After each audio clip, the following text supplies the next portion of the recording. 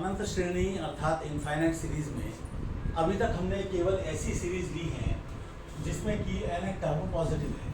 हो सकता है कि शुरुआत के कुछ टर्म नेगेटिव पॉजिटिव हों, लेकिन एक सीमा के बाद सारे टर्म पॉजिटिव हैं। अभी तक हमने उसके लिए जो परीक्षण देखे हैं, टेस्ट देखे हैं, वो एक तो है कि यदि n टर्म 0 को नहीं जा रहा है तो गारंटी है कि वो डाइवर्जेंट होगी सीरीज। हालांकि अगर वो 0 को जा रहा है तो कन्वर्जेंट या डाइवर्जेंट कुछ भी हो सकती है, लेकिन अगर 0 को नहीं जा रहा है तो पक्का डाइवर्जेंट है। तुलना परीक्षण के दो भाग देखेंगे, उसके आधार पर सवाल है। मूल परीक्षण या रूट टेस्ट के कुछ बातें करेंगे हम, और यहाँ पर एक अनुपात परीक्षण, इस पर हम काम करेंगे, और इसके बाद समाकल परीक्षण और संगणन परीक्षण।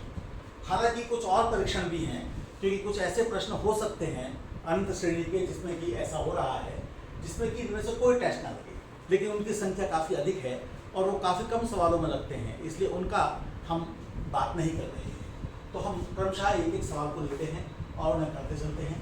तो देखते हैं कि सबसे पहले हमारे सामने क्या सवाल आ रहा है। तो पहले क्वेश्चन में हमारे पास जो an है वो आ रहा है। अच्छा, ये बात बिल्कुल साफ है कि तुलना परीक्षण भाग 1 ये तब लगता है जब हम अपने an की किसी और bn से तुलना कर पाएँ और bn के बारे में बता पाएँ कि सिग्मा bn कन्वर्जेंट होगी कि डाइवर्जेंट होगी। और भाग 2 तब लगता है जब हमारा जो an है वो एक अलजेब्राइक फंक्शन हो और उसमें हम इसका उपयोग करते हैं। मूल परीक्षण का उपयोग तब होता है जब घात में n आ रहा हो। अनुपात परीक्षण का सामान्यतः तब प्रयोग होता है जब फैक्टोरियल की बात हो रही है। समाकल परीक्षण की बात तब होती है जब n की जगह x रख दें an में और जो फंक्शन बने उसका हम आसानी से समाकलन कर सकें। संगणन परीक्षण की बात आमतौर पर तब होती है जब लॉग आ रहा हो, लेकिन ये सब कोई पक्के नियम नहीं है। सवालों को देखते हैं। तो यहाँ जो an है उसे हम लिख सकते हैं e raise to the power pi upon pi raise to the power e और raise to the power n। तो पावर में n है, इसलिए मूल परीक्षण का प्रयास करना ठीक रहेगा।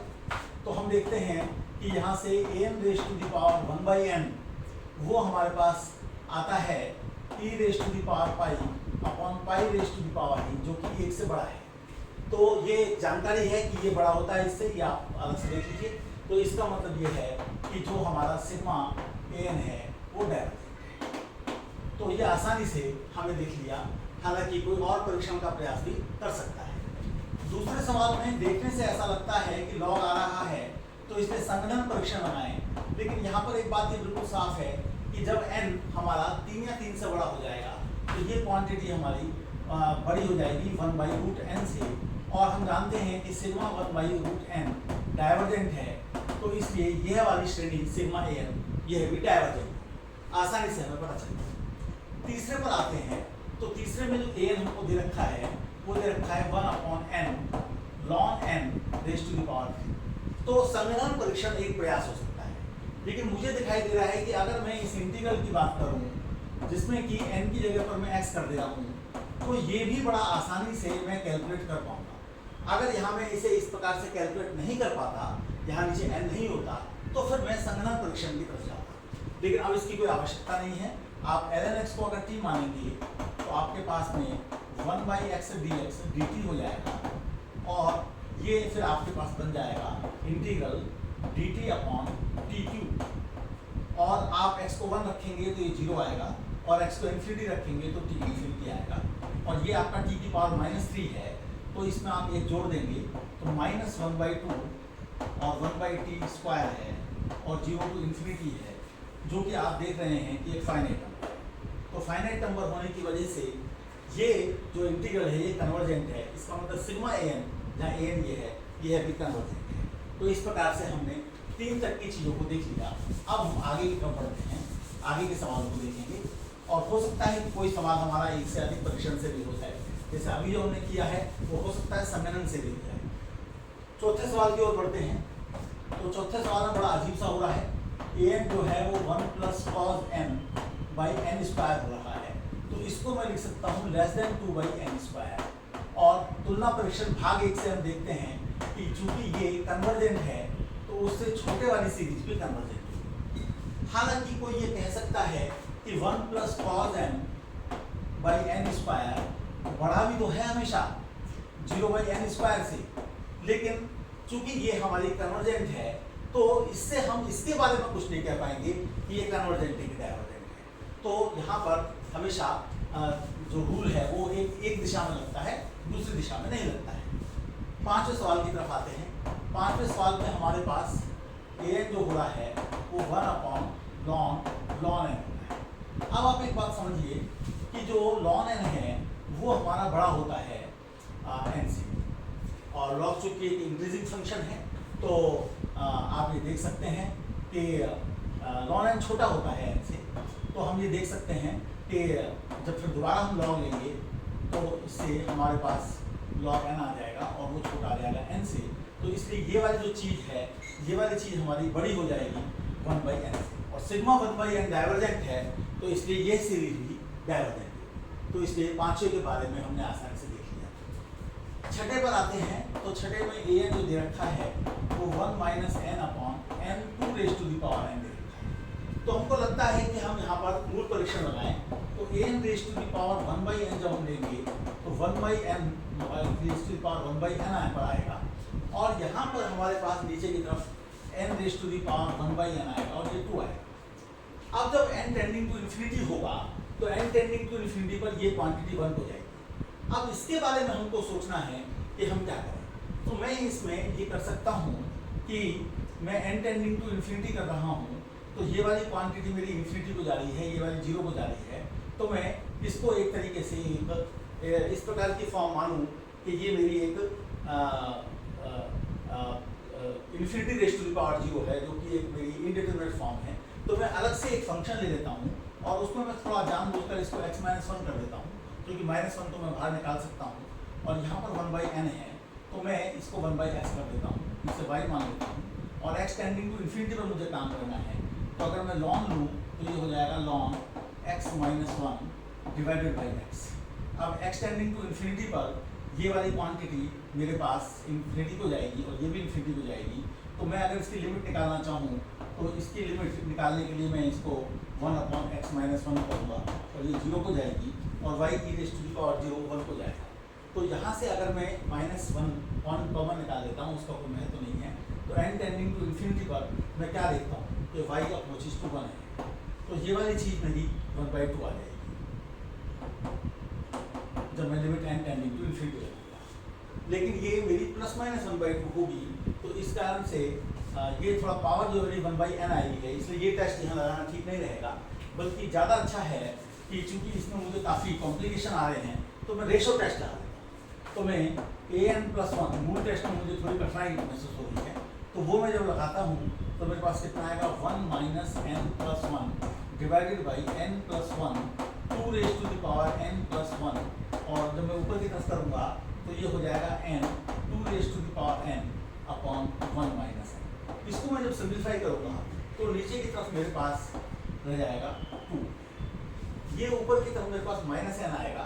मैं उसकी वजह से इसको n-1 कर दूंगा, ऊपर मेरा n² हो जाएगा, और ये n-1 है, ये n+1 है, तो ये n² -1 हो जाएगा, और ये टेंड करेगा जब मैं इसकी जो है लिमिट लूँगा तो 1/2 आएगा, जो कि <1 है। इसका मतलब ये सीरीज कन्वर्जेंट है, जिसका अनेक टर्म ये दिया हुआ है। तो रेशो टेस्ट से हम इसे करने में सफल हो गए। अब मैं आगे की तरफ बढ़ता हूँ, 7वें सवाल को लेता हूँ। 7वें सवाल में मेरे पास n n² e raised to the power -n। फिर एक बात मुझे लग रहा है कि शायद रूट टेस्ट लेना ठीक रहेगा, तो मैं जब इसकी पावर लेता हूँ तो n raised to the power 1/n का स्क्वायर आता है, और ये e raised to the power -1 हो जाता है।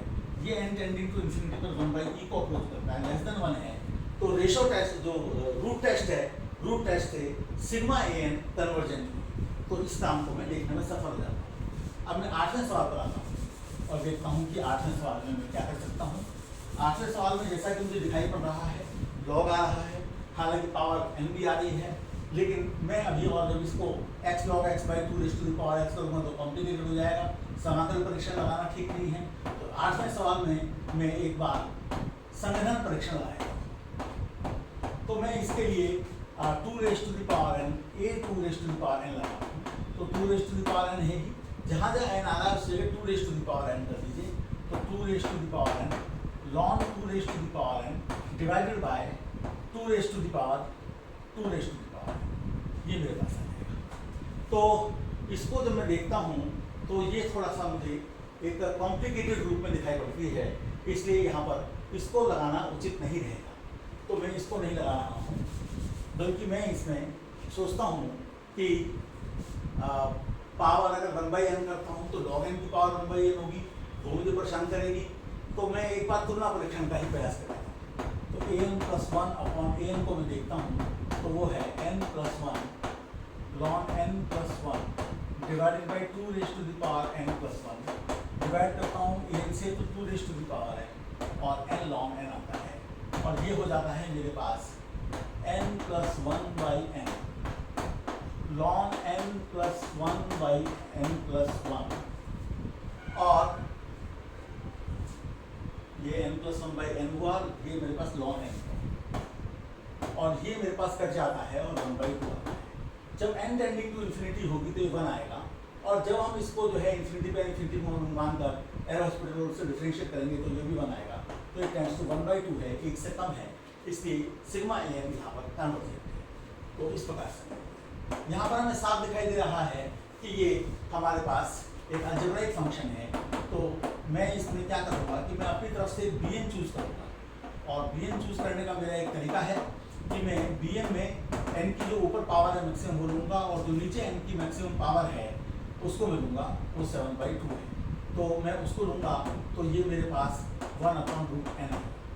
अब मैं देखता हूँ कि जब मैं an/bn निकालता हूँ तो an/bn का मतलब ये है कि an तो मेरा ये है ही n³ - 1/3 n raise to the power 3√n कह दीजिए आप इसको, और +7 है, और मैंने डिवाइड किया है इससे, तो ये √n हो जाएगा।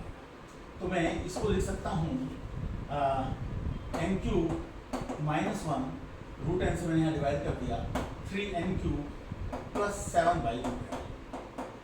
और जब मैं देखूंगा कि n टेंडिंग टू इन्फिनिटी लगाऊंगा तो n टेंडिंग टू इन्फिनिटी पर ये वाली चीज़ मेरी 1/3 आ जाएगी, जो कि बिलोंग कर रही है इसलिए जैसा बिहेवियर सिग्मा bn का होगा वैसा ही सिग्मा an का होगा, और सिग्मा bn का बिहेवियर n⁻⁵ यदि p टेस्ट से ये डाइवर्जेंट है तो ये भी डाइवर्जेंट है, तो इस श्रेणी को हम डाइवर्जेंट है। तो इस प्रकार से आपने देखा कि हम जो अभी तक सीखा था, हमने सिग्मा an यदि an पॉजिटिव है उसके जो परीक्षण थे मुख्य उनके आधार पर हमने कुछ सवालों को किया है।